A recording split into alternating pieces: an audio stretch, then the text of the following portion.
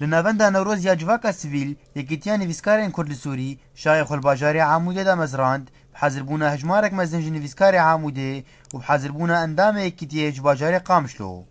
Kemîra Arkê çend dîtin bi nivîskar û endamê yekîtiyê û wiha ji me re gotin.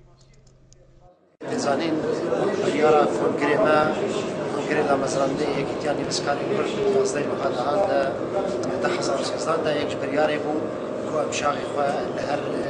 her bajarekî li bajarokê Rojava guhdar bixin. Îro konferansê me pêncemîn bû yê ku piştî yekemîn têdirbêsiyê girkêlekê dêrikê başî hesica îro konferansê pêncemîn عامودا باطل ترخصتن إيرو فرنسا كتياني وسكاري كرد سوري شارع عامودا ملدار خست بحازربونا قالك وسكاري عامودا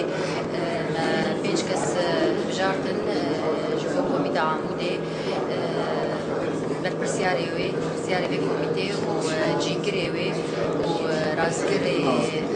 مينستر وإير مسؤولي بالبرسياري راكهاتني وبالبرسياري درافي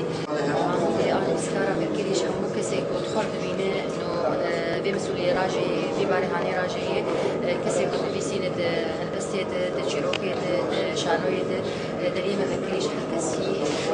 سابم جبه کومیته گوری به بازامه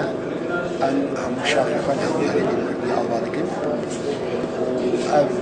شاخ آوایی که همونا نویسکار باجاری عامودی بشارتي تشيبو وديك شيء كان او متهاني كانوا جاكاري وجهاري ماخا بيكبيري بشر كرتر وكون زانن كار وخواتا چالاكي اي وان نسكارا بواري امشبيري دنه گاوک پیروز و یکیتیا نویسکارên Kurd pêrabû damezrandina şaxê xwelbajarên Kurdî ji bo pêşketina nivîskarê Kurd tago karibin karekî baş di civakê de bikin.